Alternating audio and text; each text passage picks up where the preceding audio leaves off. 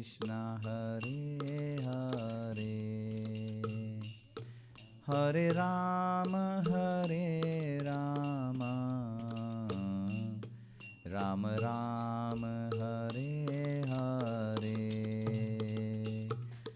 Hare Krishna Krishna Krishna Hare Hare Hare Rama Rama Rama Hare Hare. Everyone sing. Krishna Hare Krishna Krishna Krishna Hare Hare Hare Rama Rama Rama Hare Hare Hare Krishna Krishna Krishna Hare Hare Hare Rama Rama Rama Hare Hare. Bolo bolo. Hare Krishna जोर से. Krishna Hare Hare Hare Rama Rama Rama Hare Hare Hare Krishna Krishna Krishna Hare Hare Hare Rama Rama Rama Hare Hare Hare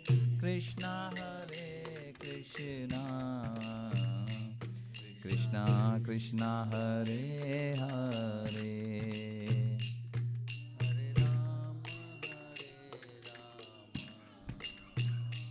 Rama Rama Hare Hare. One more time. Oh Hare Krishna Krishna Krishna Hare Hare Hare Rama Rama Rama Hare Hare Hare Krishna Krishna Hare Hare Hare Rama Rama Hare Hare Hare Krishna Krishna Krishna Hare Hare Hare Rama Rama Oh Hare Krishna Krishna Krishna Hare Hare Hare Rama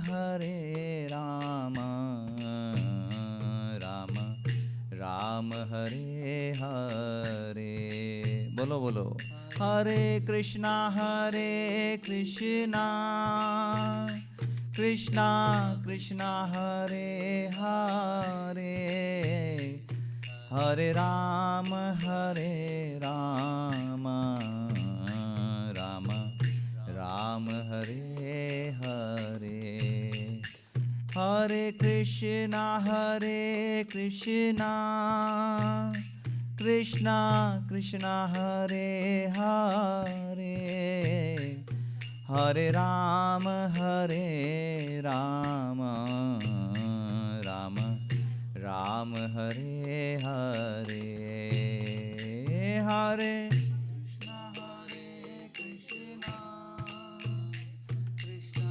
Krishna Hare Hare Hare Rama One more time. Oh Hare Krishna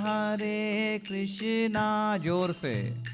Krishna Krishna Hare Hare, Hare Rama Rama Hare Hare. One more time. Oh Hare Krishna Krishna Krishna Hare Hare, Hare Rama Rama Rama Hare Hare. Hare Krishna Krishna Krishna Hare Hare, Hare Rama Rama Rama Hare Hare. Hare Krishna Krishna Krishna Hare Hare, Hare Rama Rama Rama Hare Hare. Hare Krishna, bolo bolo. Krishna Krishna Hare Hare, Hare Rama Rama Rama Hare Hare. Oh Hare Krishna Krishna Krishna Hare Hare, Hare Rama Rama Rama Hare Hare. Hare Krishna Krishna Krishna Hare Hare, Hare Rama Rama Rama Hare Hare. Oh Hare Krishna Krishna Krishna Hare Hare, Hare Rama Rama Hare Hare. Nittai Gaura Hari Bol, Hari Bol, Hari Bol. Nittai Gaura Hari Bol, Nittai Gaura Hari Bol, Hari Bol, Hari Bol. Nittai Gaura Hari Bol.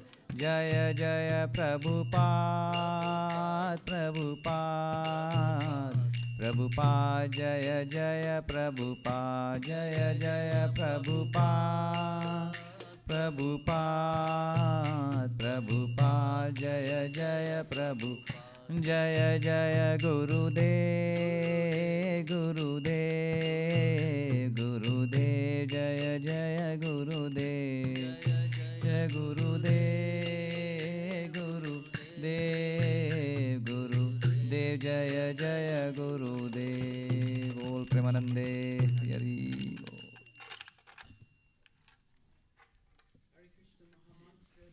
Jai Prabhupada ki jai.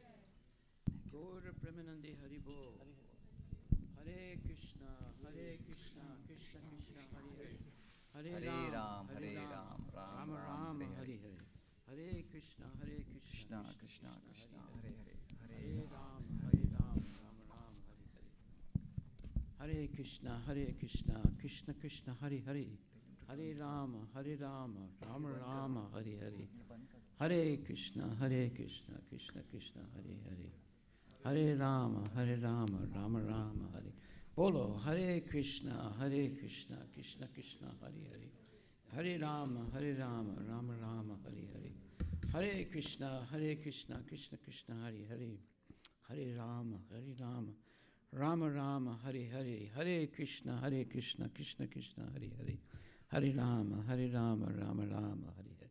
Hare Krishna Krishna Krishna Hare Hare, Hare Rama, Rama Rama, Hare Hare. Hare Krishna Krishna Krishna Hare Hare, Hare Rama, Rama Rama, Hare Krishna Maha Mantra Ki Jai. Srimad Bhagavad Gita Ki Jai. The Bhagavad Gita is the oldest book in the history of the world. It was first spoken by Krishna to the sun god, Surya, 120 million years ago. And the last time it was spoken was 5,000 years ago when Krishna spoke it to his devotee Arjuna. This is the oldest book in the history of the world. There's no book that, and by the way, there's no comparison of Bhagavad Gita with any other book in the history of the world. It's the oldest book, and it has the most direct and correct knowledge of who God is, how to please God, and how to surrender to God, and how to become liberated from the cycle of birth and death. That is the real meaning of a spiritual book. It's supposed to help us be liberated from birth, death, old age, and disease. So tonight, we're going to read from the Bhagavad Gita, the 5th chapter, verse number 7. Is it on the screen yet? No? Is it on the screen? Not yet. Okay. The whole purpose of, yes, okay. Can you see it? So you're going to repeat after me. Yoga yukto visuddhatma. Yoga yukta visuddhatma. Vijitatma jitendriya. Vijitatma vitendriyaha. Sarvabhutatma bhutatma. Sarvabhuta vibhutatma. Kurvana pinak lipyate. Kurvan apina lipyate. These verses are in Sanskrit. Sanskrit is spoken in the spiritual world and also in the material world. It is the language of the devatas, the superior beings in the material universe, and it's also spoken in the spiritual universe. So it's very good to learn at least how to say the verses in Sanskrit and to understand the meanings of the words. So our spiritual master, His Divine Grace, A.C. Bhaktivedanta Swami, he specifically wrote or produced this book, Bhagavad Gita, as it is, by giving the Sanskrit, language, verse, the English rendition of it also, and then the word-for-word definitions, so that you can have a good idea of how to correctly say the Sanskrit words and also know the meanings. And the verse says, this is text 7 of the 5th chapter of Bhagavad Gita. Bhagavad Gita, by the way, is the oldest book in the history of the world. And as I said, first spoken 120 million years ago. And then the last time it was spoken was 5,000 years ago, and it was spoken to Arjuna. And spoken by who? So spoken by Krishna himself, the Supreme Personality of Godhead. So there's no book that compares to Bhagavad Gita. The Bible is hardly 2,000 years old. The Quran is 1,500 years old. The Buddhist writings are 2,500 years old. And the Bhagavad Gita, actually, it has no beginning and no end. But the last time it was spoken was by Krishna to Arjuna 5,000 years ago. But the Bhagavad Gita is Sanatan, meaning it's eternal.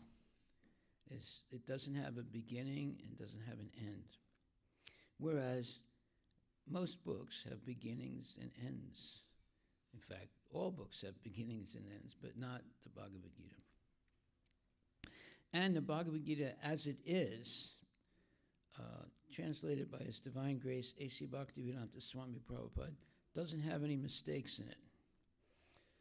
And you might say, oh, well, you're prejudiced, that's why you're saying that. But no, it's a fact. There's no mistake in this book. It gives you direct knowledge of who God is. And the whole Bhagavad Gita is Krishna speaking about himself and explaining who he is and how to surrender to him and how to serve him. So this is the most erudite book in the history of the world because it's giving you direct information of who God is and how to please God. So, in this verse it says, you can repeat after me, Yoga Yukta Visuddhatma.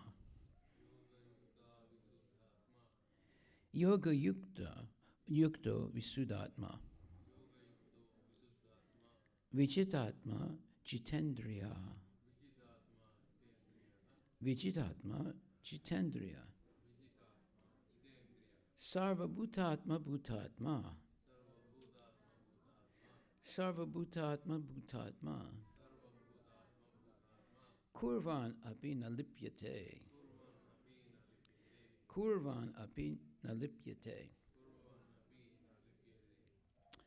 And the translation is,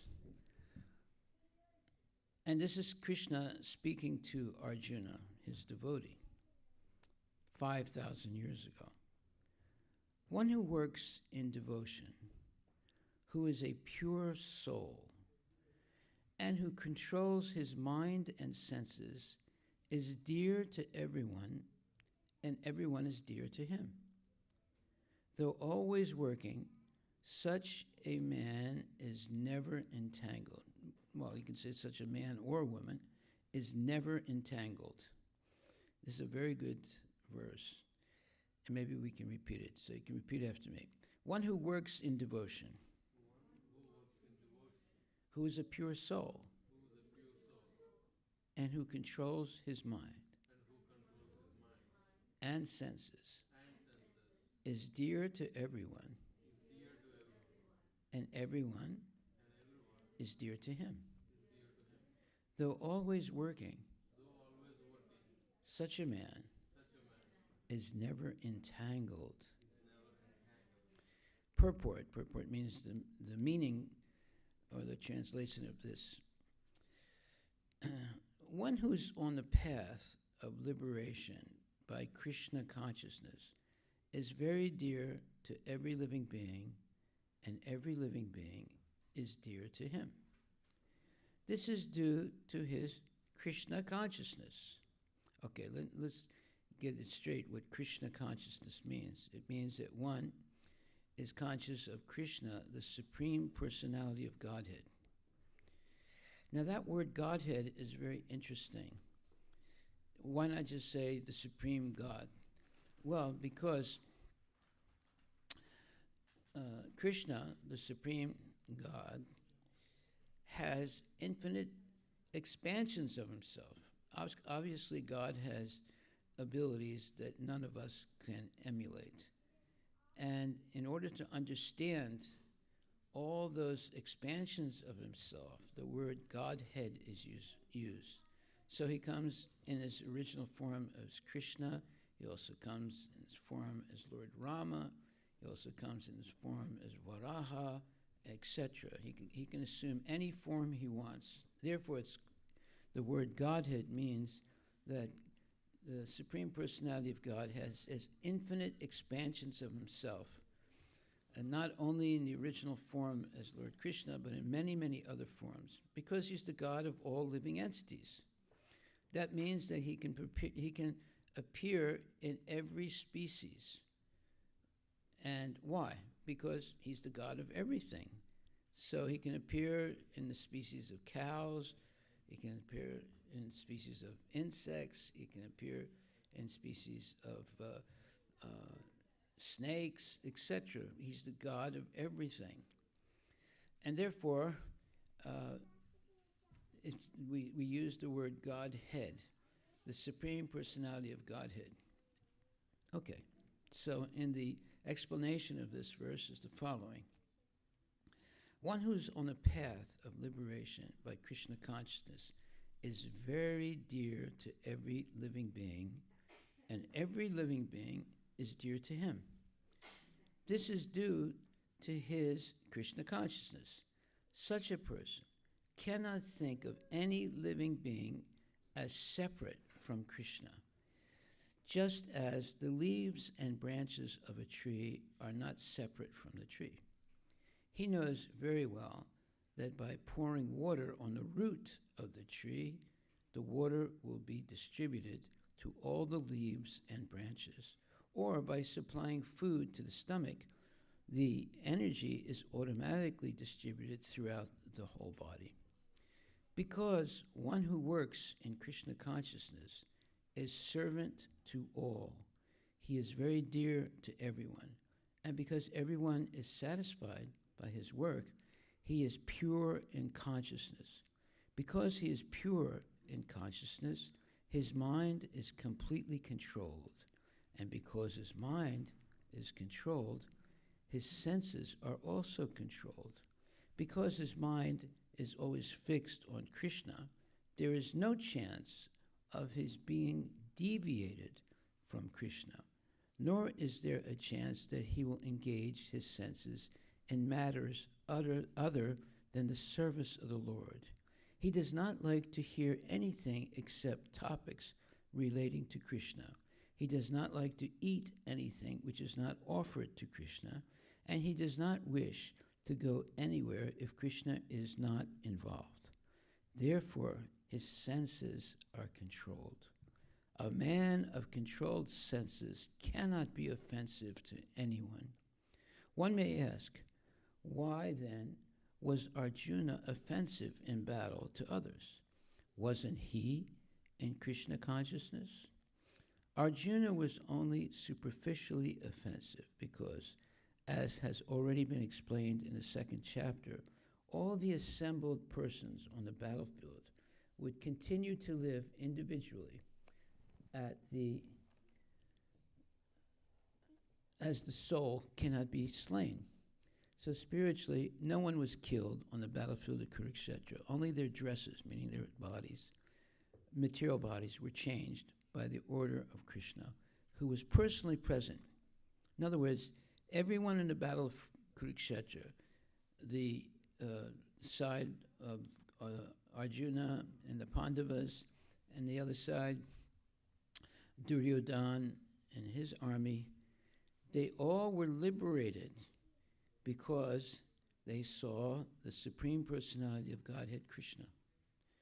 So they were all attained liberation by fighting each other on the battlefield of Kurukshetra. So spiritually, no one was killed on the battlefield of Kurukshetra. Only their dresses, meaning their material bodies, were changed by the order of Krishna, who was personally present. Therefore, Arjuna, while fighting on the battlefield of Kurukshetra, was not really fighting or at all. He was simply carrying out the orders of Krishna in full Krishna consciousness. Such a person is never entangled in the reactions of work. Okay, so this is a very profound verse and purport. And it explains a lot of important things about how to understand who God is and how to serve God. the best way to serve God is to follow his instructions. Just like if you're a parent and your son or daughter says, Mom, Dad, I want to tell you something. Whatever you want me to do, I will do that. And I will never cease following your instructions. Would you be happy? What do you think? What do you think, madam? What do you think? Yes? Yeah, you'd be happy if your son or daughter said that. And so this is, it's called surrender. You surrender to the will of your parents, but ultimately, we all have to surrender to God. Now, when you surrender to Krishna, the word surrender sometimes has a pejorative connotation to it, but not if you surrender to God, and not if you're surrendered to your parents. They fed you, they protected you, they paid for your education in so many ways, and it's very normal that children, when they grow up, they take care of their parents. It's the right thing to do. In the same way, we are all the children of Krishna. Krishna has expanded himself, so we are, each one of us, an expansion of the Supreme Personality of Godhead. Now, we're not on the same level as Krishna, but we're part and parcel of the Lord. What does that mean, part and parcel? Well, part we understand. That means we are connected to God eternally. No matter what type of body we get, our soul is connected to God because our soul is coming from the Supreme Personality of Godhead. And parcel means that we have eternal identity as a person. Our identity as a person can never be destroyed because our soul is eternal, and the soul cannot be, let's say, killed in any way, and the soul is a person. Now, sometimes due to bad karma, we may appear in lower forms of life, like dogs and cats and so forth. That's because we've misbehaved. But there's always the mercy of God, and therefore we can eventually come back to the human form of life after having committed sinful activities and have another chance to liberate ourselves from the cycle of birth and death. In other words, in Krishna consciousness, there's no conception of going to hell forever. The Christians say, if you go to hell, that's it, you're finished. You're not going to get out. But that's not the philosophy of Krishna consciousness. Why? Because God is not a nasty person. Krishna, the Supreme Personality of Godhead, is merciful always. So even if a person goes to hell, we know that they can be saved. Of course, in Christianity, that's not what they say. And Islam also is not what they say, because they have incomplete knowledge of who God is and how God is merciful. They talk about God being merciful, but how can he be merciful if you say that if you go to hell, you're going to stay there forever, and there's no way you can come out of hell? That's a wrong, what you would say, concept. God is always merciful. The reason the Christians and the Muslims will say, if you go to hell, you can't free yourself in any way, is because they have incomplete knowledge of the spiritual philosophy. Because you have an eternal soul, you can never die. But your soul can be bewildered with false knowledge and stay birth after birth in a material world, but it can never be destroyed. And if you're lucky to meet a genuine devotee of God or Krishna, then no matter what position you're in, you can be liberated. So the Christian and Muslim concept of God is incomplete, and in many ways wrong. However, if you want to understand who God is, He's the most merciful. No matter how much we may fall down due to engaging in illicit activities, like there are four major types of illicit activities: illicit sex, gambling, intoxication, and meat eating.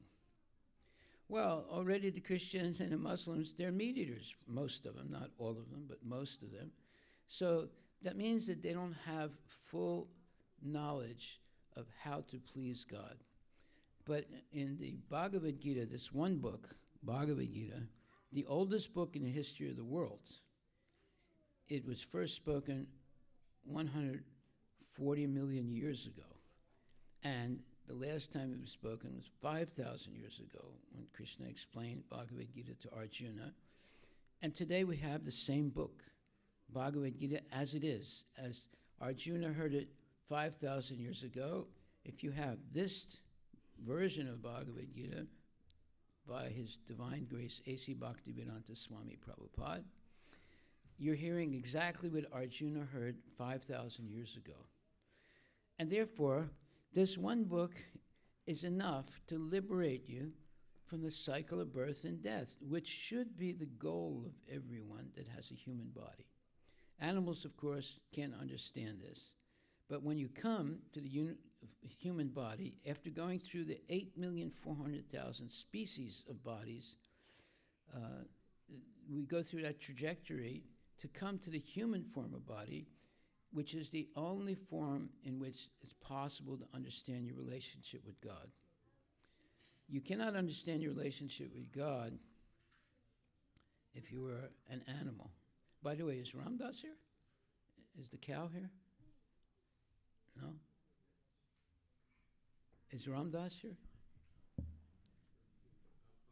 Yeah, cool. I always have a cow when I speak because Krishna loves cows. He's a cowherd boy. And it's always nice to see a cow in the temple. Okay, so this verse says, one who works in devotion, who's a pure soul, and who controls his mind and senses, is dear to everyone, and everyone is dear to him. Though always working, such a person is never entangled. So, how do we get entangled? It's by forgetting our relationship with God, or not knowing about our relationship with God. Like one time I was walking down the street. What did he say? 10 minutes. Okay, he's late today. One time when I was walking down the street, and this was in France, there was a boy walking toward me. He was a Muslim boy. He's about maybe 12 years old. And he was smoking a cigarette. So I said to him, Shuhaida, I speak a little bit of Arabic.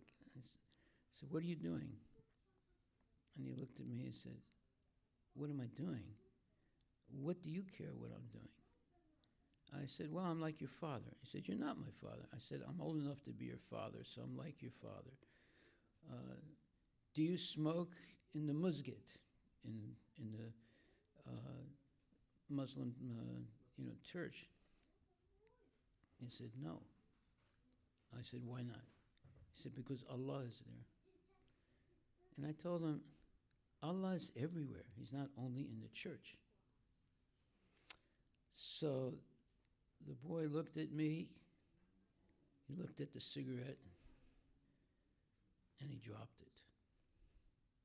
Because Allah is everywhere. God is everywhere. And especially in our hearts. He's the witness to everything we do. And if we don't understand that, we're in deep ignorance. But if we do understand that, then God takes a special interest in us. So the boy, after thinking about it a few, not like a half a minute or two, he dropped the cigarette. That's knowledge. That's real knowledge. When you realize that God is the witness of everything we do, think, desire, etc. Therefore, we can't get away with anything. And when we act with that knowledge that God is everywhere, especially in our heart, then we have to be careful of how we act. First thing that we should be careful about is not to kill anything. Like one day, one of my kids was playing with the neighbor's kid, and the neighbor's kid had a little, what do you call that, a fire liquid, right? A lighter fluid, yeah. And she was putting it into an ant hole and setting it on fire and burning the ants. And my kid was watching it with her. So I came and I told her, the neighbor's kid, I said, you shouldn't do this. And she said, why not? It's a lot of fun. I said, no, it's not a lot of fun. You should never kill anything. Then she started to cry and ran to her mother. So the mother came out. She was really angry. She said, what'd you say to my kid? I said what any serious parent should say. First of all, I said, your kid had a lighter fluid, and she was putting it on ants. She could have set fire to herself, number one. Number two, I told her that you shouldn't kill little ants. It's sinful to do it. And she said, okay, I understand. That's good advice. Why? Because she could have set herself on fire very easily because she had the fire of the, what do you call that? Yeah, the lighter fluid, which is very dangerous. So the lesson was you should never kill any living entity, whether it's an ant or a human being or whatever. And we should also be careful not to hurt, plants and trees, because everything that grows is a living entity. It has a soul. The tree has a soul. It's not as advanced as a human being, but it will be eventually through the process of reincarnation. Now, of course, the Christians and the Muslims don't believe in reincarnation, and that's really a shame. And that's another class I'll give. I'll explain why about that.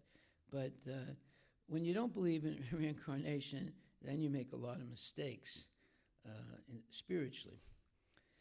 And also, you can easily come to the conclusion that God is very mean, because some people are born crippled.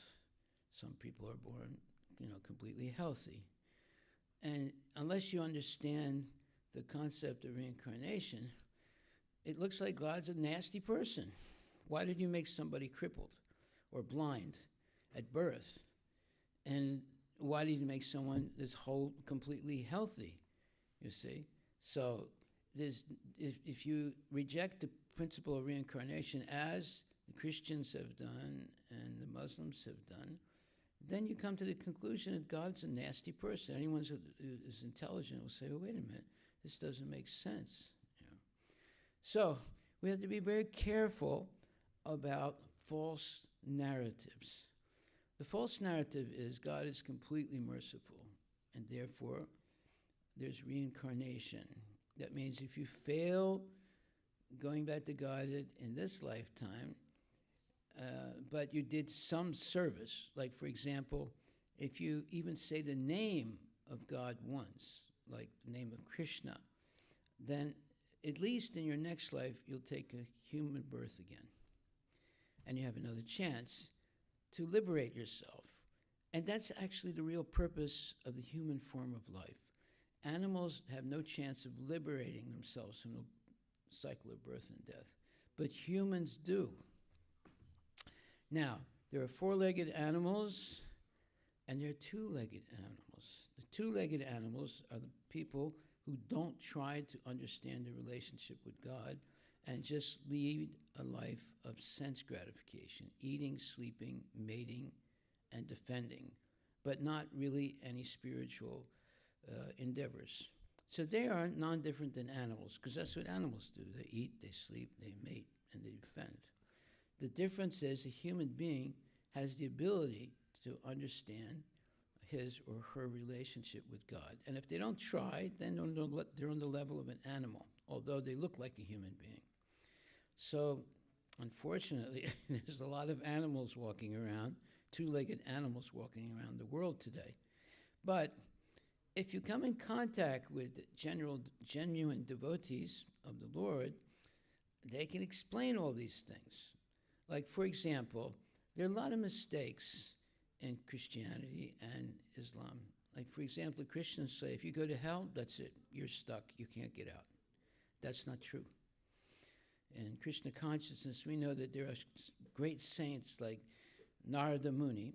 They actually go to hell and help people that are in that situation to come out. And they educate them, and they pray for them, and they come out of hell. No one is, let's say, cursed to be in hell forever. There's always a possibility in Krishna consciousness to be liberated from that hellish condition and come back, have another chance to go back to Godhead. There's no such thing as being killed forever, or because your soul is eternal. It cannot be destroyed. So all these things, you have to be re-educated, because there's too many false narratives going on through Christianity and Islam. So in Krishna consciousness, we understand that God is actually a very merciful God. And if we make mistakes, yes, there is karma, but karma is a message. What is that message? Well, you've done something wrong, and there is some, let's say, consequences for that. But those consequences are to educate you that you did something wrong, and you can overcome them by following the principles of Sanatan Dharma. Now, what does that mean? Sanatan means eternal, and Dharma means your occupational duty in life. What is our occupational duty in life? It's not about working in Costco or something like that. The occupational duty is what you're actually meant to do as a human being. We're all coming from God originally. We are expansions, let's say tiny expansions of the Supreme Personality of Godhead. Therefore, our real occupational duty is to serve God, because we come from God. We didn't come from the devil. We didn't come out of thin air. Our souls are part and parcel of the Supreme Personality of Godhead. Now, what does that mean? Part, we understand.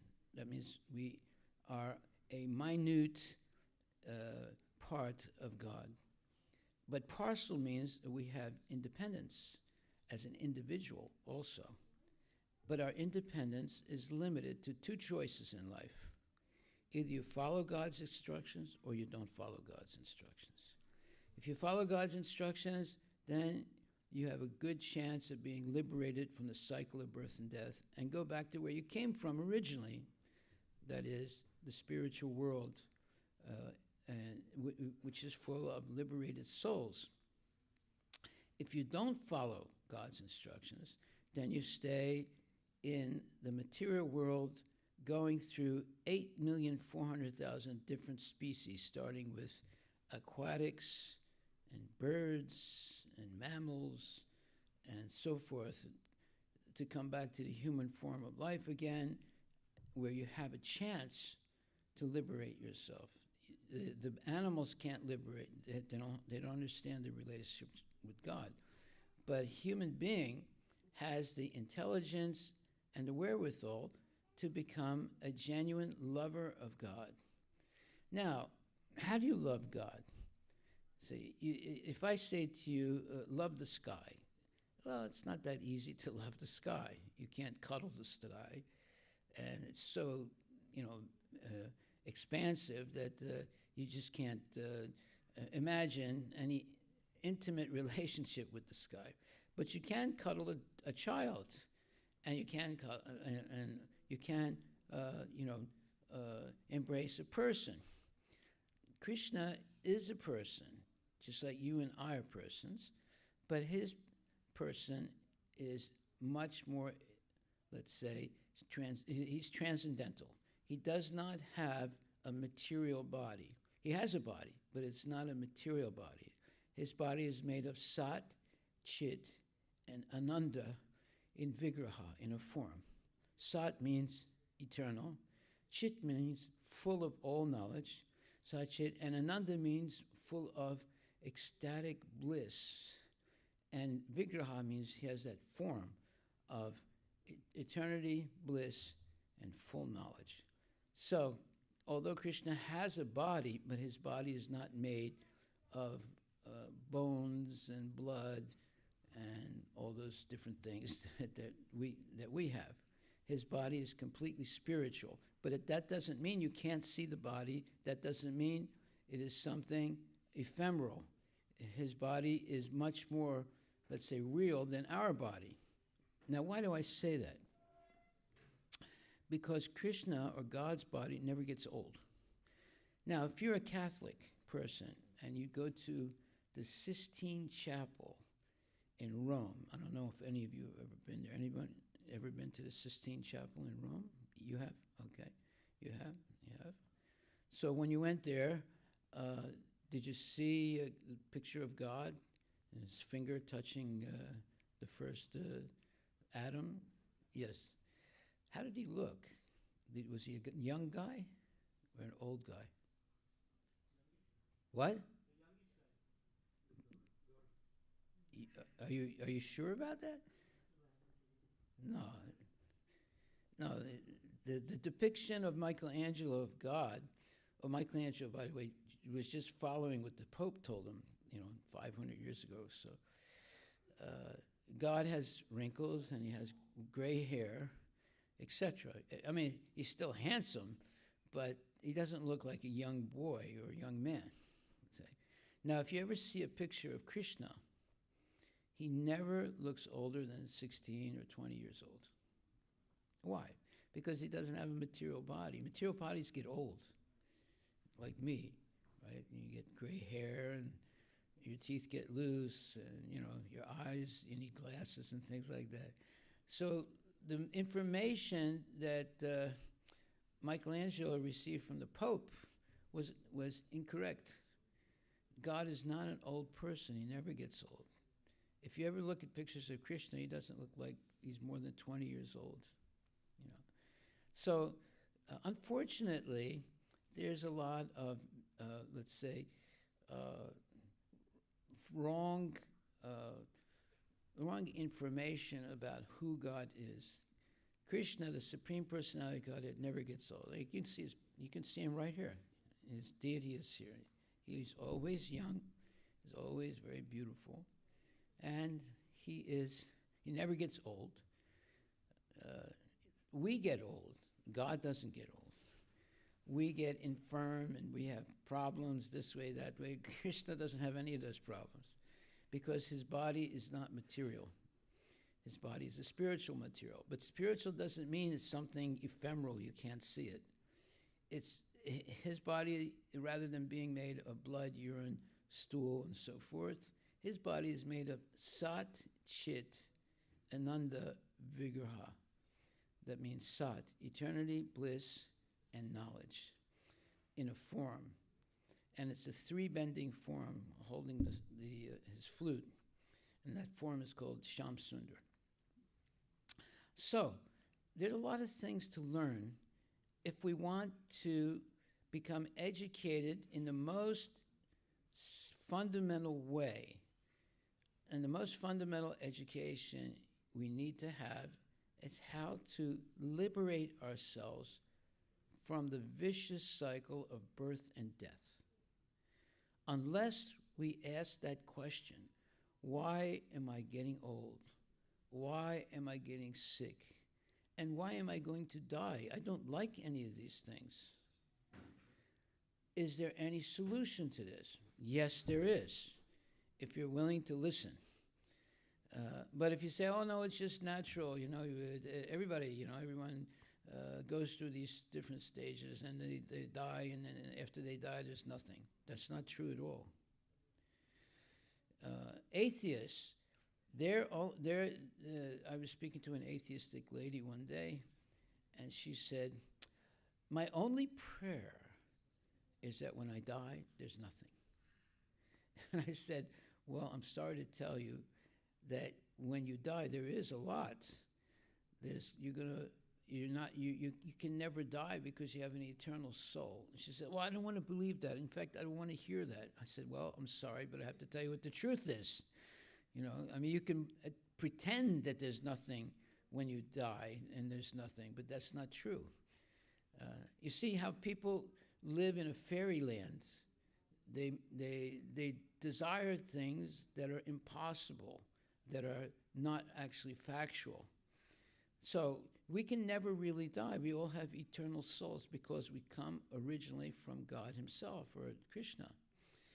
However, we can get caught in the cycle of birth and death by engaging in frivolous or outright sinful activity, such as drinking wine and whiskey, eating meat, gambling, and getting intoxicated, having illicit sex, lying, cheating, and so forth.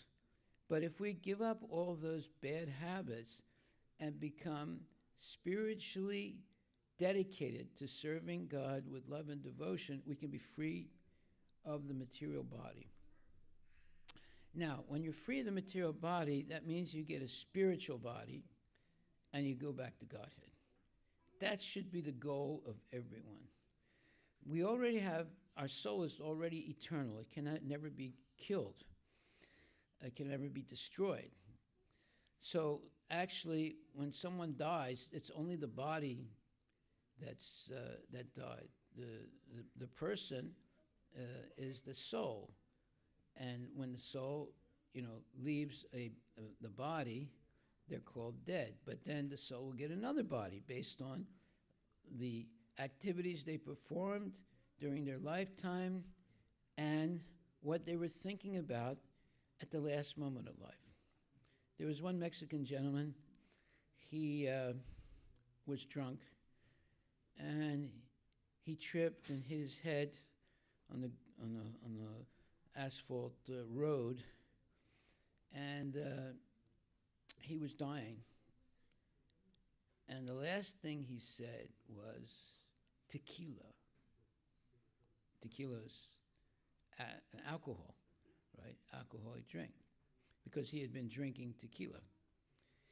Now, whatever we're thinking of at the last moment of death is what we're going to become in the next life.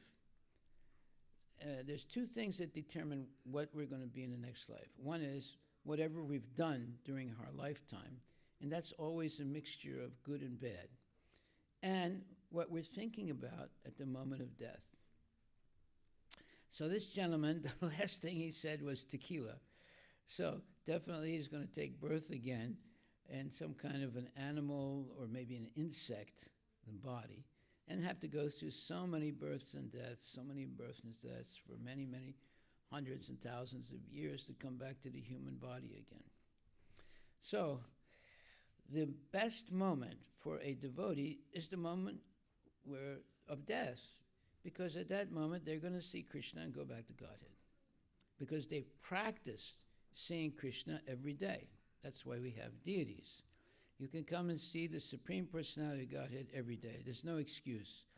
No one can say, "Well, I didn't know." Well, but we have so many temples in the world, in India and here, and you can see the form of God, Krishna, the Supreme Personality of Godhead. We have books explaining. The Bhagavad Gita is all about Krishna. So here's my dear friend Ram Das. He's our friendly cow. Don't be afraid of him. Children love him, of course. And why do I bring Ram Das into the temple? Because I know that the children are going to all come and start petting him and touching him and so forth. And they know that Ram Das is a cow. And now in school, at lunch, in school, sometimes not sometimes, but when there's lunch given by the school, they'll put a piece of meat on the student's plate.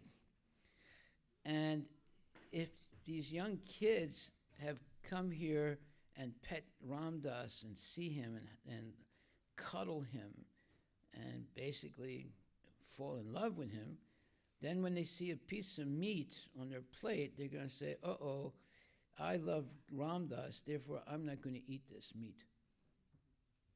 This is very important. This is real education. Education that has a genuine, let's say, experience by which you make a decision.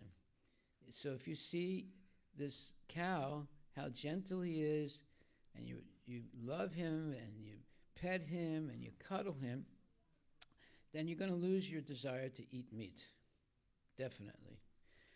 Okay, so that's why I always bring Ram Dass to every time I speak. All right, so today, yes, Hare Krishna. The class today, what did he put up on the board? Okay, so this verse says, one who works in devotion, who is a pure soul, and who controls his mind and senses, is dear to everyone, and everyone is dear to him. Though always working, such a man is never entangled. Now, this is a very important verse. If you want to be educated, all you need to do is understand this one verse from the Bhagavad Gita. That's how powerful the Bhagavad Gita is. With one simple verse like this, that can solve all your problems of birth, death, old age, and disease. So in the explanation to this, His Divine Grace, A.C. Bhaktivedanta Swami Prabhupada, my Gurudev, he writes, one who is on the path of liberation by Krishna consciousness is very dear to every living being, and every living being is dear to him. This is due to his Krishna consciousness. Such a person cannot think of any living being as separate from Krishna or God, just as the leaves and branches of a tree are not separate from the tree. He knows very well that by pouring water on the root of the tree, the water will be distributed to all the leaves and branches, or by supplying food to the stomach, the energy is automatically distributed throughout the body. Because one who works in Krishna consciousness is servant to all, he is very dear to everyone, and because everyone is satisfied by his work, he is pure in consciousness. Because he is pure in consciousness, his mind is completely controlled. And because his mind is controlled, his senses are also controlled. Because his mind is always fixed on Krishna, there's no chance of his being deviated from Krishna, nor is there a chance that he will engage his senses in matters other than the service of the Lord. He does not like to hear anything except topics relating to Krishna. He does not like to hear anything which is not offered to, he does not like to eat anything which is not offered to Krishna, and he does not wish to go anywhere if Krishna is not involved. Therefore, his senses are controlled. A man or woman of controlled senses cannot be offensive to anyone. One may ask, why then was Arjuna offensive in battle to others? Wasn't he in Krishna consciousness? Arjuna was only superficially offensive because, as has already been explained in the second chapter, all the assembled persons on the battlefield would continue to live individually as the soul cannot be slain. In other words, everyone that was on the battlefield of Kurukshetra, both sides, the side of Duryodhana and the side of Arjuna, they all were liberated by seeing the Lord who was present. Krishna was present in the battle of Kurukshetra, but he did not fight. He was on the side of Arjuna, but he was not fighting. But whoever saw Krishna, they were liberated. That's why there are deities. The deities of the Lord are so you can see the Lord. Their deity is not a statue. It is not something material. If it's been properly installed with all the rituals that go to asking Krishna to come and live in the body of the deity, then there's no difference between the deity and Krishna.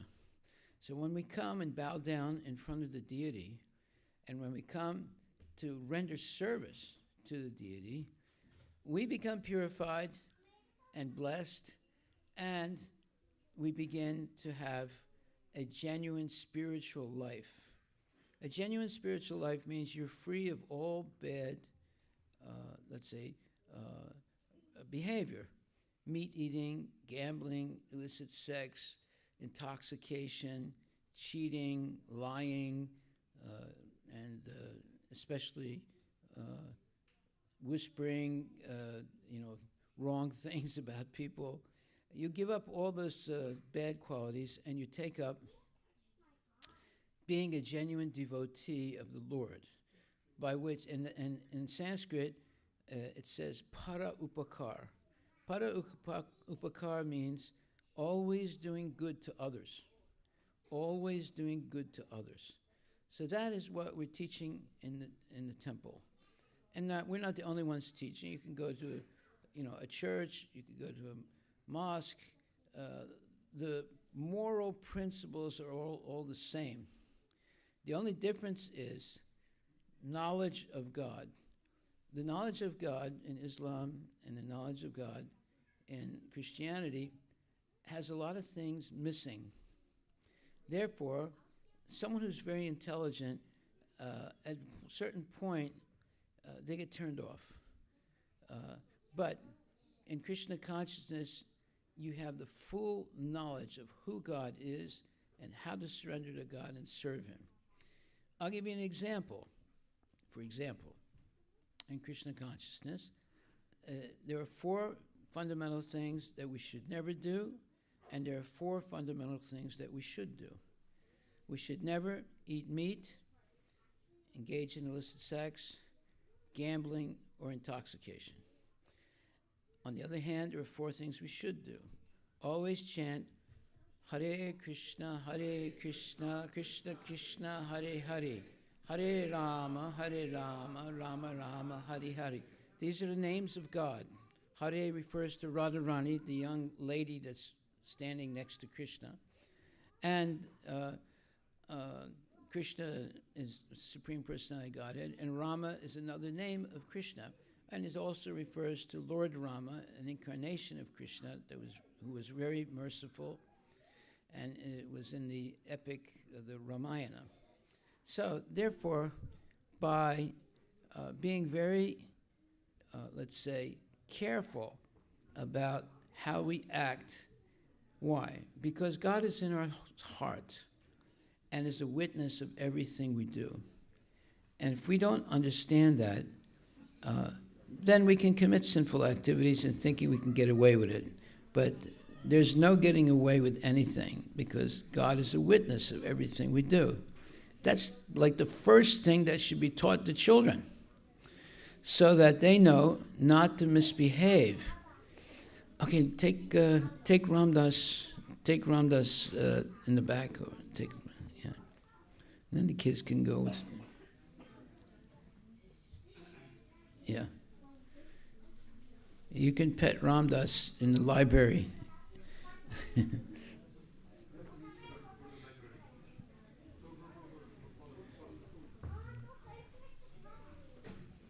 This is good education for children to see a cow. Very good education. It's good education for everyone to see a cow. Right? Now, there's a big difference between a cow and a dog. Most people say, dog is my friend and cow is my food. That's wrong. But why? A dog, the stool of the dog and the urine of the dog is contaminating. It's not pure. But the stool of a cow is purifying, and the urine is also purifying.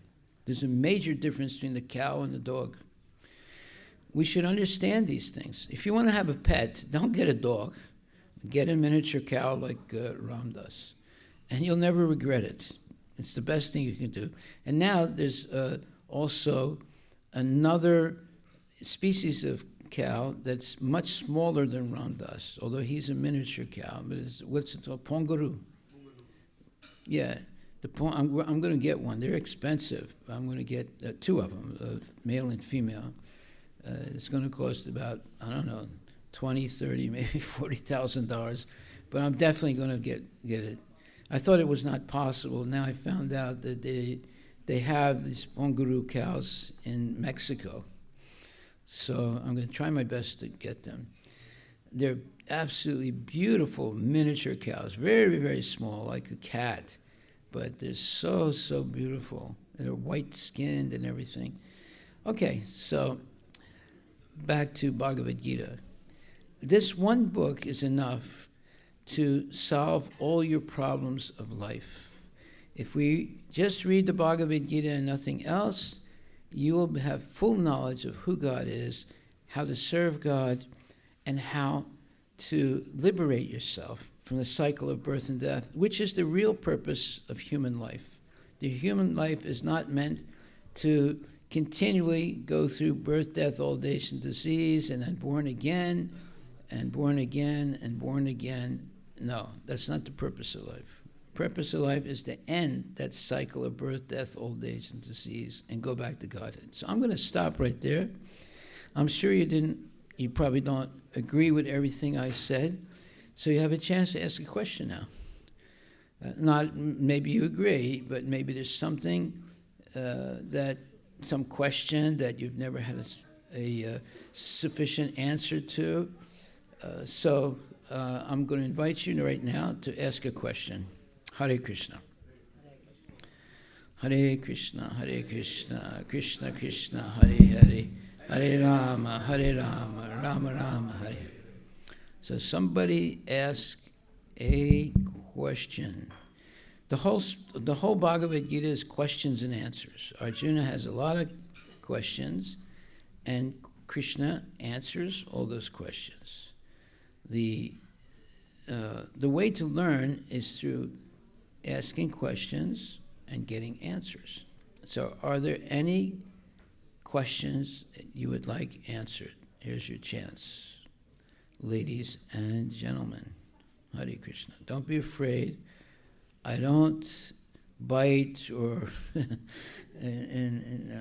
a very gentle person, and I like to hear questions and answer them if I'm able to. And by the way, if I don't know the answer, I'll tell you. Hare Krishna.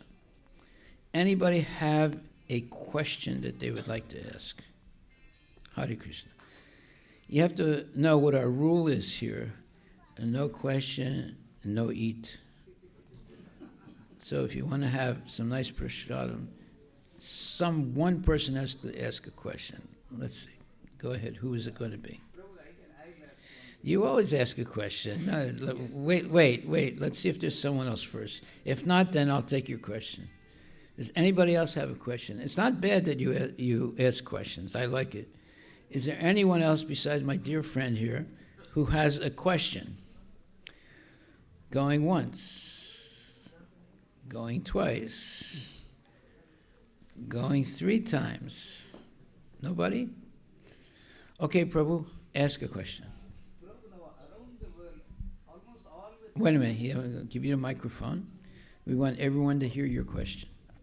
Prabhu, around the world, why the wars are going on? So many wars are going on, Yeah. and people are getting killed, even the kids, Yeah. even women. Yeah. But in all our literature and all our things, what we have seen is only men are fighting. But nowadays we are seeing even the kids are being killed. And Yes. why and what is our... Yeah. Okay, it's called ignorance. People have become so ignorant that they think they can solve problems by having wars. You don't solve any problem by a war. Now, in the Bhagavad Gita, it's all about the war that took place between the Kurus and the Pandavas. So, war is something that's always going to be there. You can't stop it, right? But there are wars that are spiritually, let's say, supported spiritually, and there are wars that are not supported spiritually. So if there's a war to gain property and wealth and so forth, that is a demoniac war. But if there's a war to eliminate very sinful people who are causing a lot of disruption in the society, and after the war, there's not, let's say, unnecessary killing of people. See, previously, wars were between kings, and the kings would fight. And if one king was killed, that was it. It was finished. Nowadays, the kings are sitting very, comfortably in their palaces or in their, houses, and young men and women, or mostly young men, are fighting with other young men and killing each other. And in the meantime, they have these terrible weapons of mass destruction, killing all kinds of children and women and destroying buildings and so forth. So it's very, very, that's not real war. Real war was two kings would fight with each other. The one king that would die, then it was over, right? But now it's more and more lethal weapons are being produced, and those weapons are indiscriminately used to destroy buildings and people and so forth. So we're living in very dangerous time, very, very dangerous time. And why do people do this? It's due to ignorance. I'll give you an example. One time, there was a person who was a warrior and was fighting, and then his ammunition stopped, so he was just fighting with a bayonet. And there was an adversary also who was fighting with him, but also he no longer had any ammunition, so he was fighting with his bayonet. And one of them put the other on the ground and was ready to put their bayonet into their heart and kill them. And the person on the ground, he said, "Ah, Mairik," which means, "Oh, my dear mother." And the other man said, "What did you say?" He said, "Ah, Mairik," which means in the Armenian language, "Oh, my dear mother." He said, "Are you an Armenian?" He said, "Yes." "Really?" He said, "Where were you born?" And he said, "Well, I was born in Malatya," which is and the other guy who was going to kill him, he said, "Well, I was born there also, and I'm also an Armenian."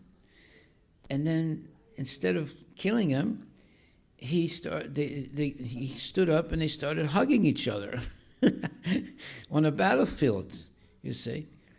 And this happens more than you could imagine, where, like, for example, the British are Christians. Most of them are Christians. And Germans, most of them are Christian. But they were at war with each other. And they're both Christians, you see. So how did that happen? You'd think that they wouldn't kill each other. It's all because of politics. Politics means friends and enemies. As soon as there's a politician, there's going to be friends and enemies. That's like, Republicans, good. Democrats, bad. Or Democrats, good. Republicans, bad. So that's what politics are all about, good and bad. And as long as people are involved in politics, there's going to be war, definitely.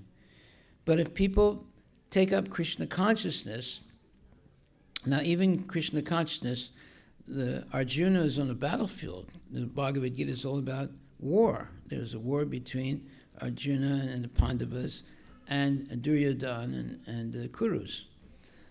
But it wasn't a war of aggrandizement. In other words, you win and then you get the spoils of the war. You get the women and you get the property and the wealth of the adversary. No, it was war for maintaining the principles of Sanatana Dharma. Now, what is Sanatana Dharma? That is, Sanatana means eternal, and Dharma means your eternal occupational duty. And what is our eternal occupational duty? Because we all come from Krishna, our duty in life is to serve Krishna.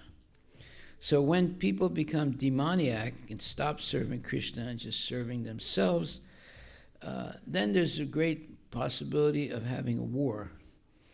So the best way to stop wars, now that I'm going to give you the answer, the best way to stop wars is to become a devotee of Krishna. So if you're a devotee of Krishna and I'm a devotee of Krishna, now if you please Krishna, I'm happy because I'm also a devotee of Krishna. And if I please Krishna, you're happy because you're also a devotee of Krishna. See?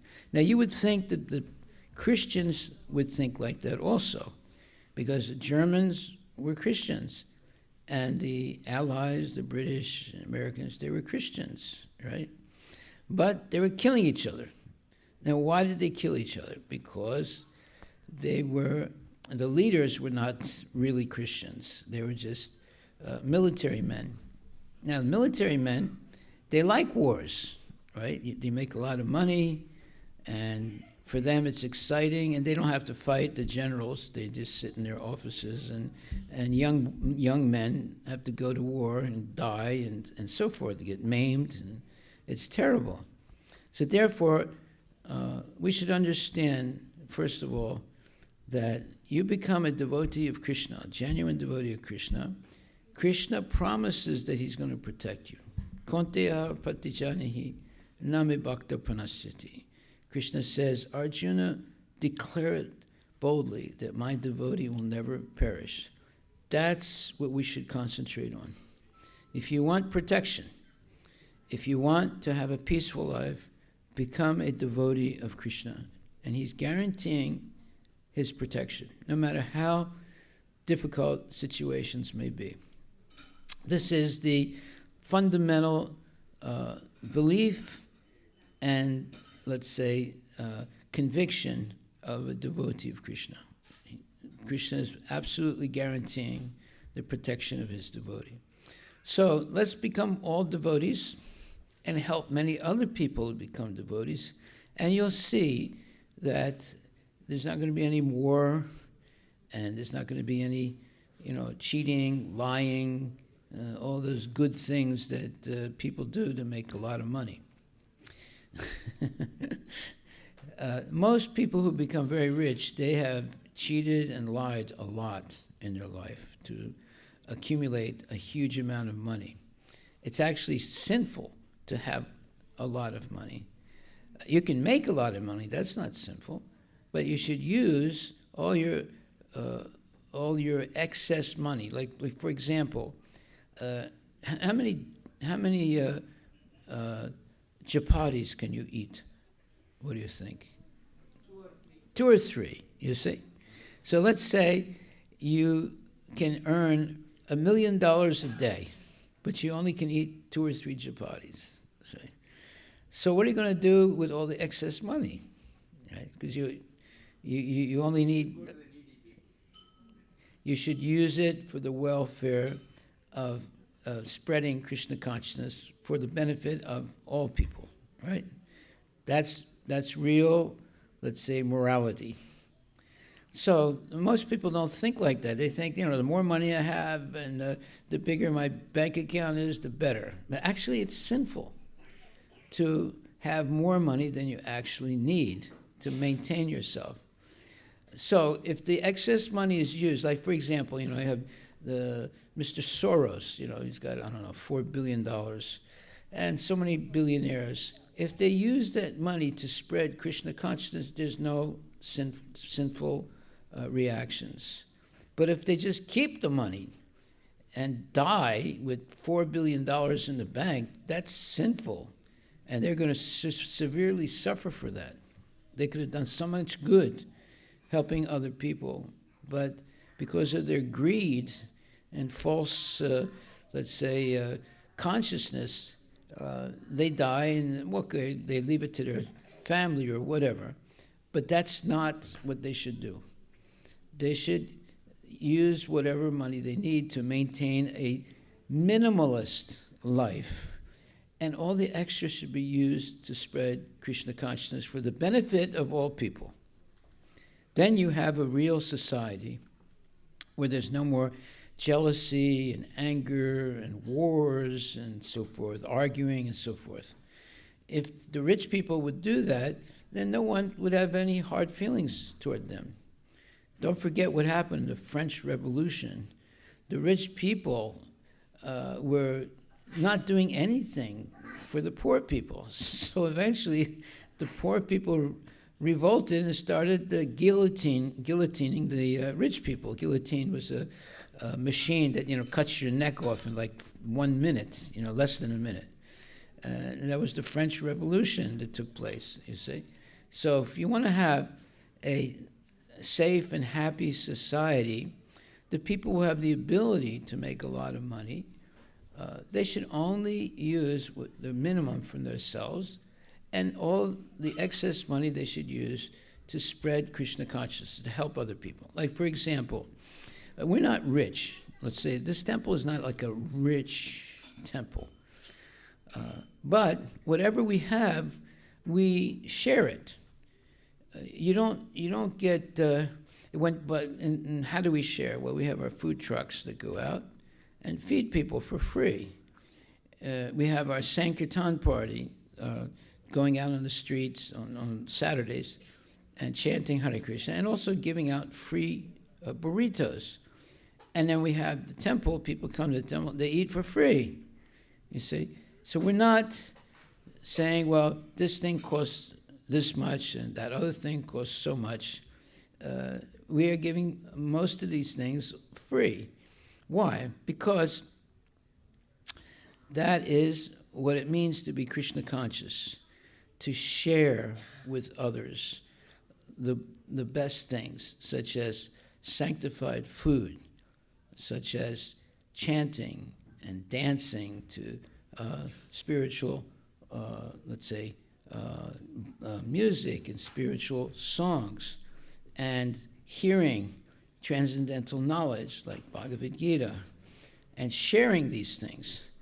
The more you share your, let's say, talents, and if they're spiritual talents, the more people are happy and educated for free. And the best education is to know how to free yourself from birth and death. That's the greatest education. You're becoming a civil engineer or being an IT person, at the moment of death, that's not going to free you from death. You're going to stay in the material world and keep suffering.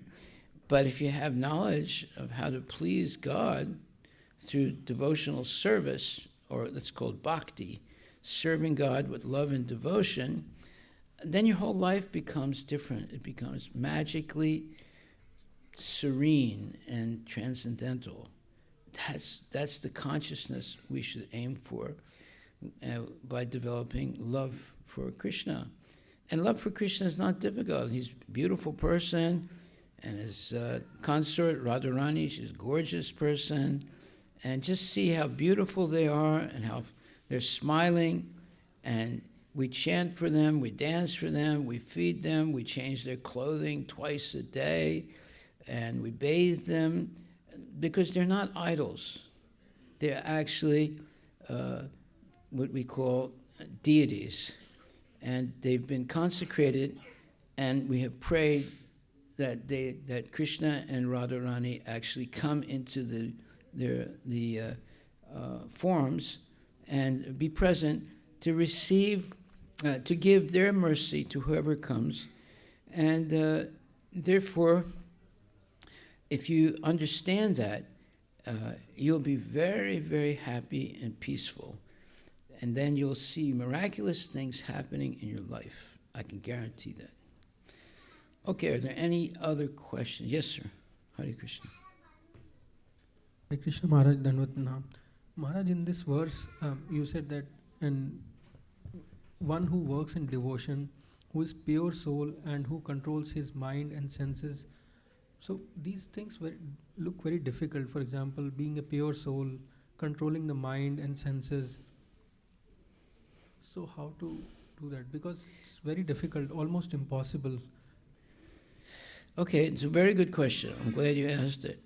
It is impossible for people who have bad association, but it is possible if you associate with genuine devotees all the time. So tell me who your friends are, I can tell you who you are. So if you're associating with genuine devotees, and you learn to give up your bad habits, like bad habit is like watching television till 1 o'clock in the morning, and then going to sleep and waking up 7, 8 o'clock in the morning. That's a very bad habit. Early to bed, early to wise makes a man or woman healthy, wealthy, and wise. So that's the first thing you have to learn if you want to have a spiritual life. You have to go to sleep early and wake up early so that you can chant Hare Krishna, Krishna Krishna, Hare Hare, Hare Rama, Rama Rama, Hare. And we should, if you want to be a bona fide devotee, you should at least chant 16 rounds on our beads. There are 108 beads on our japa. They call it like a rosary in the Catholic Church. And it takes at least 2 hours to chant 16 rounds on 108 beads, right? So you have to, and now everybody has, no matter how much they work, how much, they have to travel to go to work and come back, everybody has at least 2 hours to themselves. Now, if you waste those 2 hours watching television or, listening to nonsense things on the news and whatever, you lose the chance to chant. But everybody has 2 hours a day. And if you take up this, like say, wonderful way of connecting directly to God by chanting the holy names of God on your beads, and these are sacred beads, Hare Krishna, Krishna Krishna, Hare Hare, Hare Rama, Rama Rama, Hare Hare. Now if you say, oh, it's very difficult, I don't know how I can do it. No, you can do it if you associate with devotees. You don't waste your time watching television, you don't waste your time on the stock market, you don't waste your time on pornography, you don't waste your time, on all those, horrible things. You get serious about the fact that you're getting older and eventually you're going to die, and how are you going to save yourself from that? That's what a human being has, the ability to save themselves from the cycle of birth and death. Animals don't have that a possibility. And we don't know when we're going to die. We could die at any time. So therefore, every minute we should be chanting Hare Krishna, Krishna Krishna, Hare Hare, Hare Rama, Rama Rama. That means you're connected to God. Those are the names of God in Sanskrit. So whether you chant on beads or whether you chant in your mind, God or Krishna should always be part of your life 24 hours a day, whether you chant on beads or whether you're chanting silently in your mind. Now, is that possible? Yes, it is. I'll give you the proof. I know people that only think about sex 24 hours a day. I know people that only think about the stock market 24 hours a day. I know people that only think about sports 24 hours a day. That proves that you can think 24 hours a day about God. You see? So there's no excuse. You can say, well, how can you do that? No, there are people doing 24 hours a day, but it's not thinking about God. It's, pursuing these other nonsense things. And they're all nonsense things. Why? Because they've been taking their attention away from how am I going to save myself from the cycle of birth and death to what's the best stock to invest in, and what's the best movie to see, and best this and best that. So we have to become serious that we don't know when we're going to die. And if we're not practiced to chant Hare Krishna, then it's possible you could die without remembering Krishna at the moment of death, and then you have to take birth again. So practice makes perfect. If you always chant Hare Krishna, Krishna Krishna, Hare Hare, Hare Rama, Rama Rama, Hare Hare. These are the names of God, and you'll be able to remember the name of Krishna because all throughout your life you've been chanting the names of Krishna.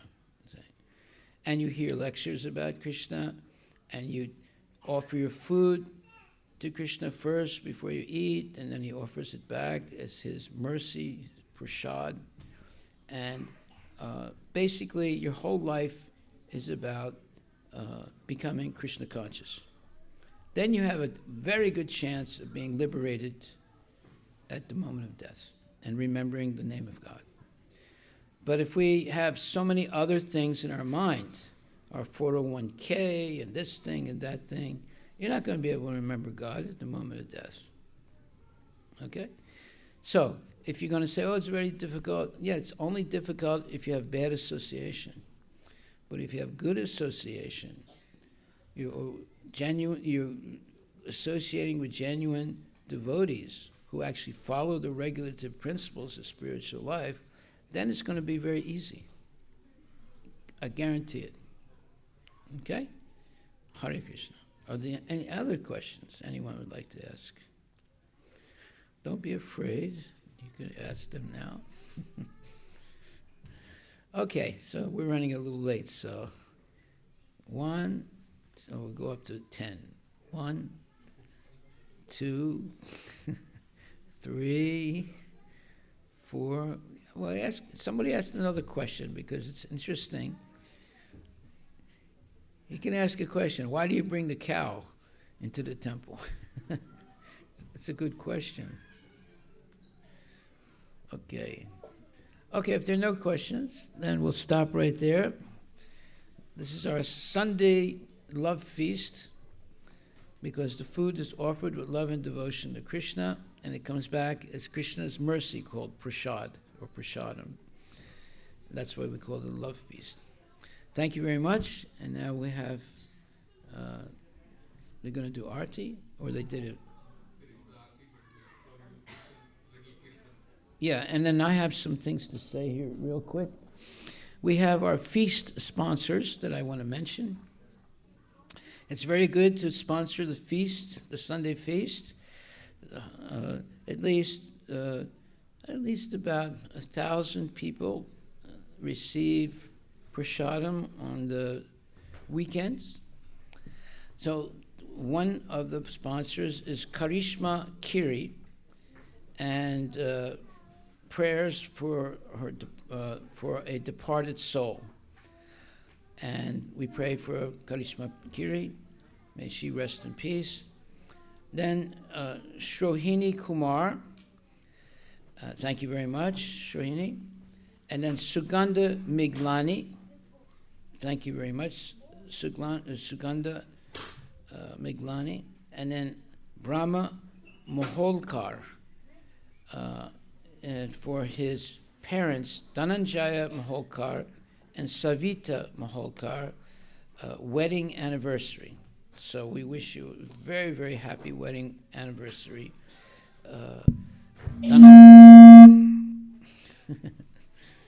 Okay, so thank you very much. And sponsoring a feast is very good. And you get to have a blessing by sponsoring the feast. So now we will continue with our Kirtans. Hare Krishna.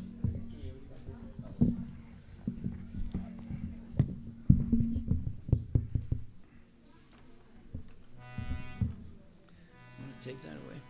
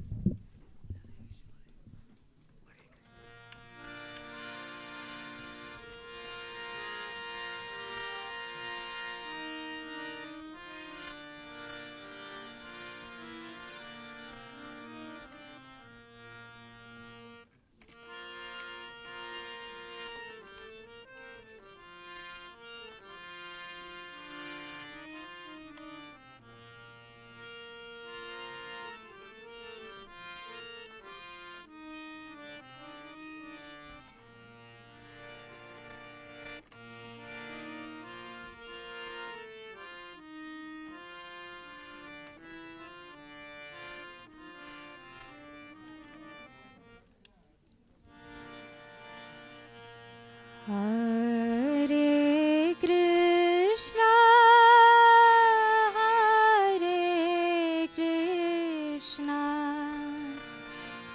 Krishna Krishna, Hare Hare,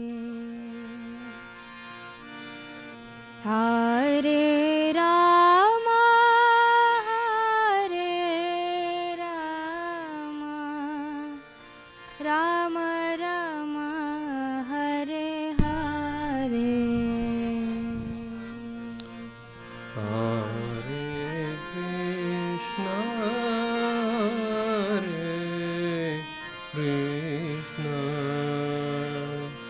Krishna Krishna, Hare Hare, Hare Rama,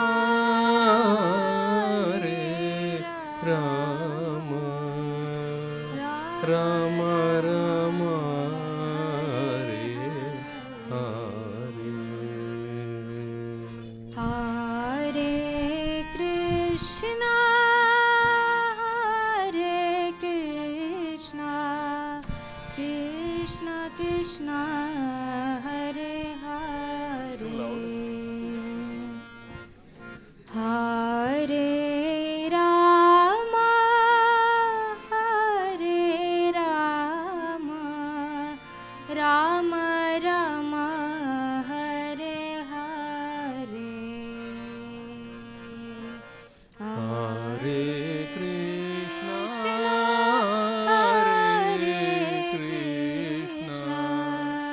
Krishna Krishna, Hare Hare,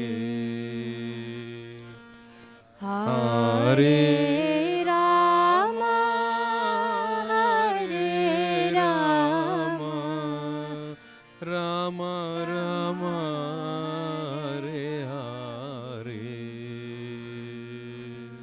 Hare Krishna, Hare Krishna, Krishna Krishna, Hare Hare, Hare Rama, Hare Rama, Rama Rama, Hare Hare, Hare Krishna,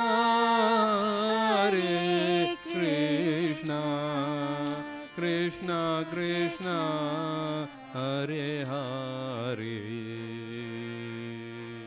Hare Rama, Rama, Rama Rama, Hare Hare.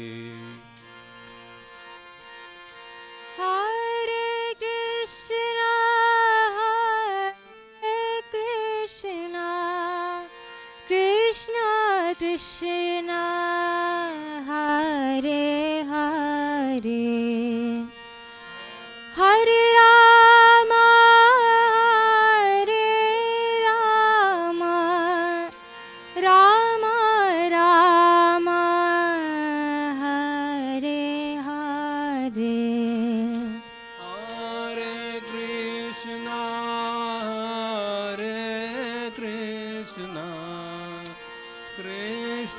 Krishna, Hare Hare, Hare Rama, Hare Rama, Rama Rama, Hare Hare. Hare Krishna, Hare Krishna, Krishna Krishna, Hare Hare, Hare Rama, Hare Rama, Rama Rama, Hare Hare. Hare Krishna, Hare Krishna, Krishna Krishna, Hare Hare, Hare Rama, Hare Rama, Rama Rama, Hare Hare. Hare Krishna, Hare Krishna, Krishna Krishna, Hare Hare,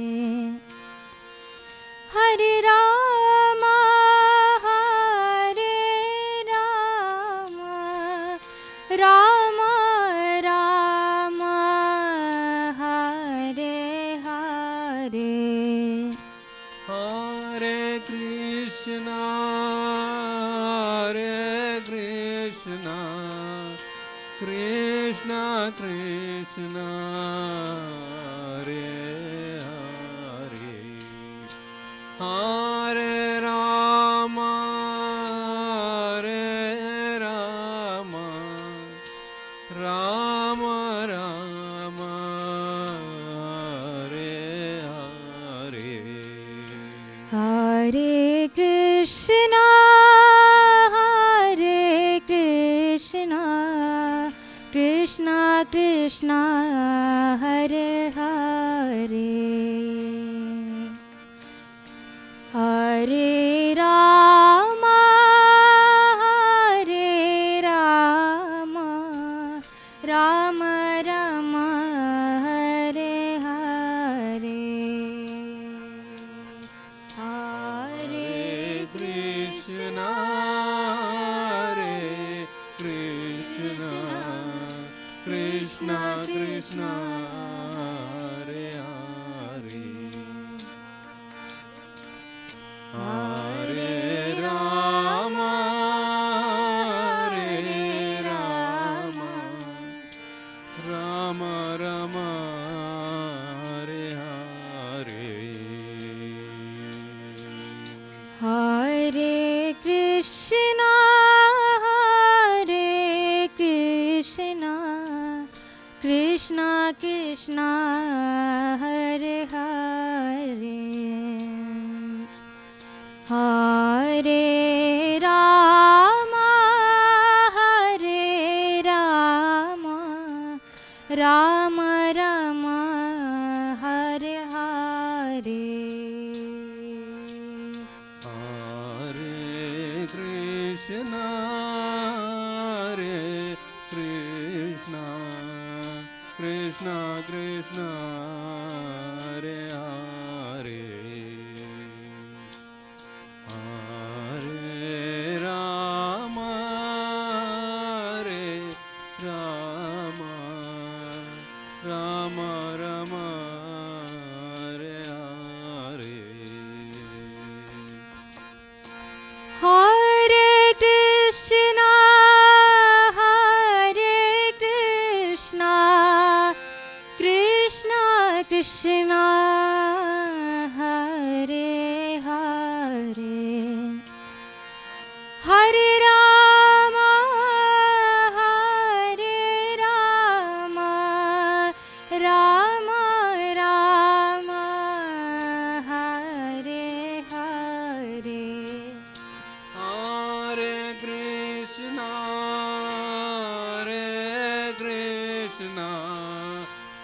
Krishna Krishna Hare Hare Hare Rama Hare Rama Rama Rama Hare Hare Hare Krishna, Hare Krishna, Krishna Krishna, Hare Hare, Hare Rama, Hare Rama, Rama Rama, Hare Hare. Hare Krishna, Hare Krishna, Krishna Krishna, Hare Hare, Hare Rama, Hare Rama, Rama Rama, Hare Hare. Hare Krishna, Hare Krishna, Krishna Krishna, Hare Hare, Hare Rama, Hare Rama, Rama Rama, Hare Hare. Hare Krishna, Hare Krishna, Krishna Krishna, Hare Hare, Hare Rama, Hare Rama, Rama Rama, Hare Hare. Hare Krishna, Hare Krishna, Krishna Krishna, Hare Hare, Hare Rama, Hare Rama, Rama Rama, Hare Hare. Hare Krishna, Hare Krishna, Krishna Krishna, Hare Hare, Hare Rama, Hare Rama, Rama Rama, Hare Hare. Hare Krishna, Hare Krishna, Krishna Krishna, Hare Hare, Hare Rama, Hare Rama, Rama Rama, Hare Hare. Hare Krishna, Hare Krishna, Krishna Krishna, Hare Hare, Hare Rama, Hare Rama, Rama Rama, Hare Hare. Krishna, Hare Krishna, Krishna Krishna, Hare Hare, Hare Rama, Hare Rama, Rama Rama, Hare Hare. Hare Krishna, Hare Krishna, Krishna Krishna, Hare Hare,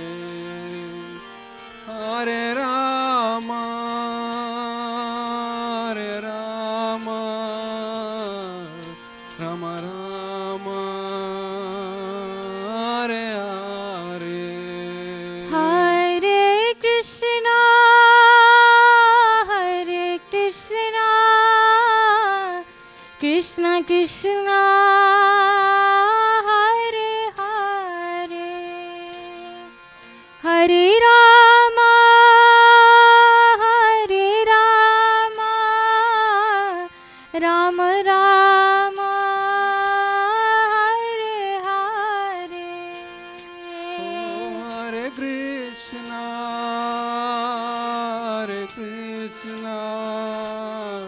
Krishna Krishna, Hare Hare, Hare Rama,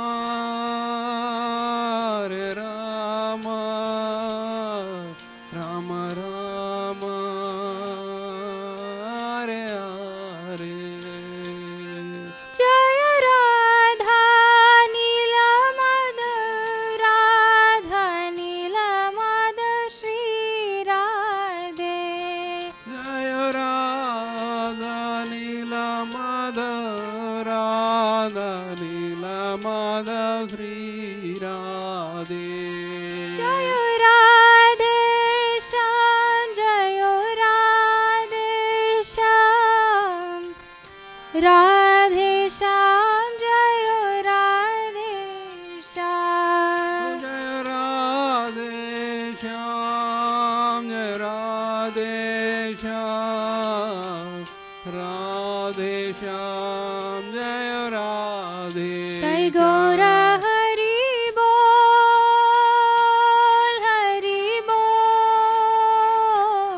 Hari Bol, Nitai Gaura Hari Bol. Nitai Gaura Hari Bol, Hari Bol, Hari Bol, Hari Bol. Nitai Gaura Premanande Hari Bol. Hari Hari Bol.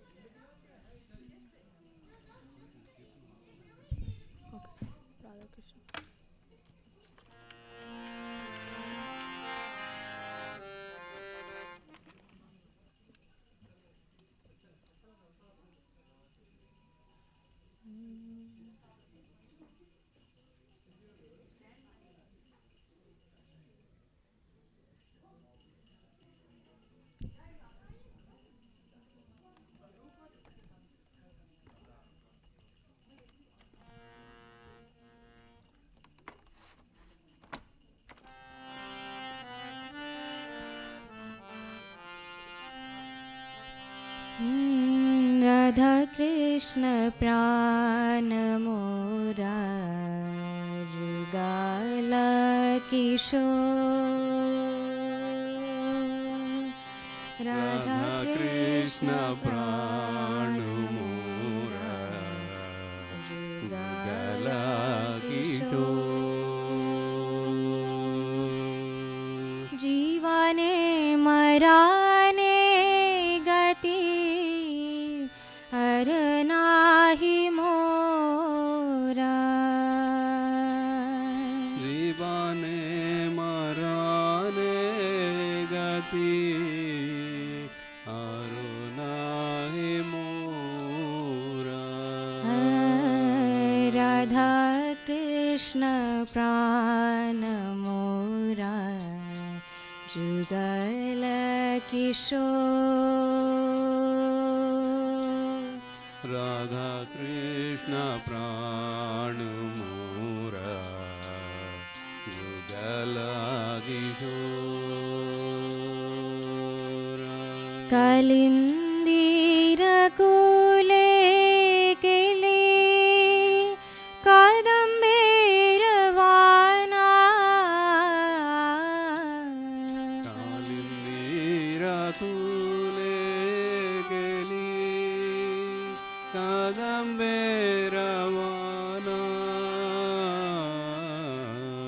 कालिंदीर कुले केली कादंबेर वाना.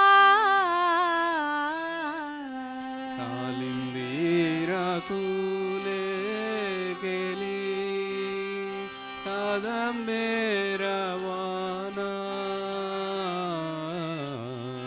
रतन बेदीरा परा वो सब दूजाना रतना बेदीरो परा मोसमो दुजाना रतन बेदीरो पर वो सब दूजाना रतना बेदीरो परा मोसमो दुजाना श्याम गौरी अंगे दिवो चंदने रगंधा श्याम गौरी अंगे दिवो चंदने रगंधा श्याम गौरी अंगे दिवो चंदने रगंधा श्याम गौरी अंगे दिवो चंदने रगंधा समारा दुलाबो कबे हेरी मुख चंद्रा श्यामरा दुलाबो कबे हेरी मुख चंद्रा गतिया मला तीर्मला दीवो दो गले गतिया मलाती मला दिवो दो हारा गले गतिया मला तीर्मला दीवो दो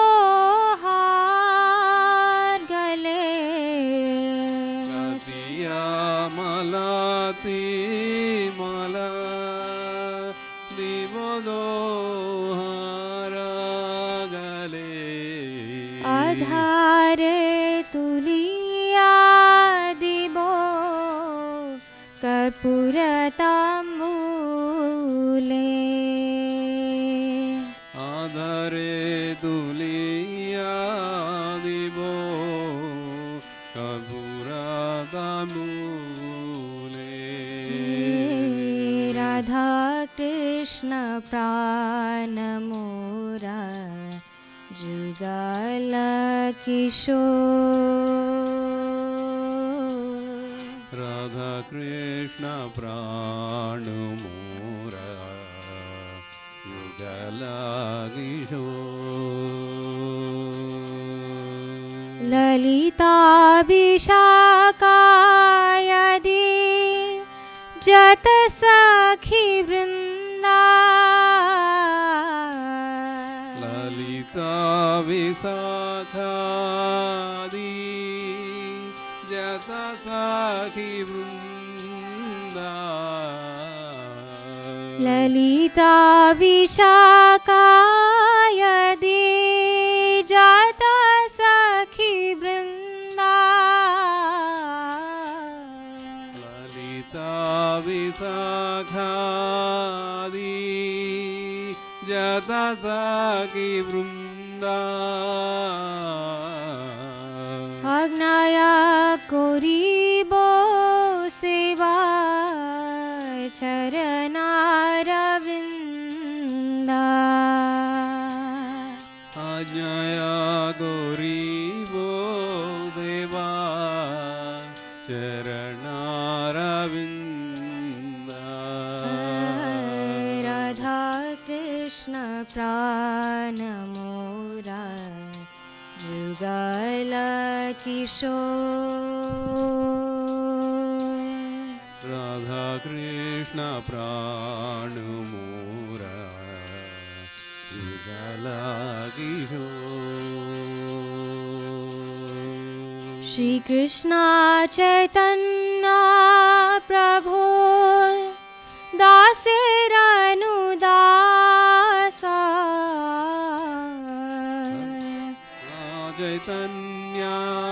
प्रभु दासेरानु दासा श्री कृष्ण चैतन्य प्रभु दासेरानु दासा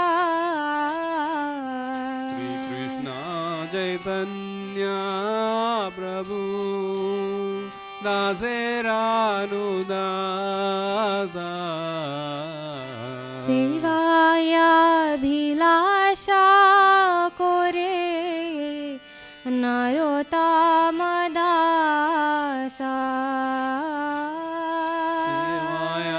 सेवायाभिलाषा गुरे नरोत्तमदासा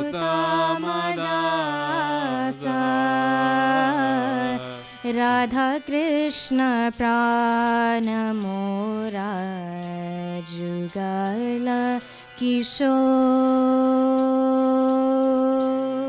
राधा कृष्ण प्राण मोरा जुगल किशोर हरे कृष्ण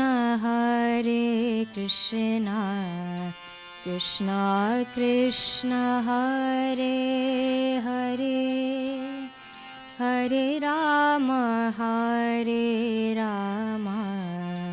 राम राम हरे हरे हरे कृष्ण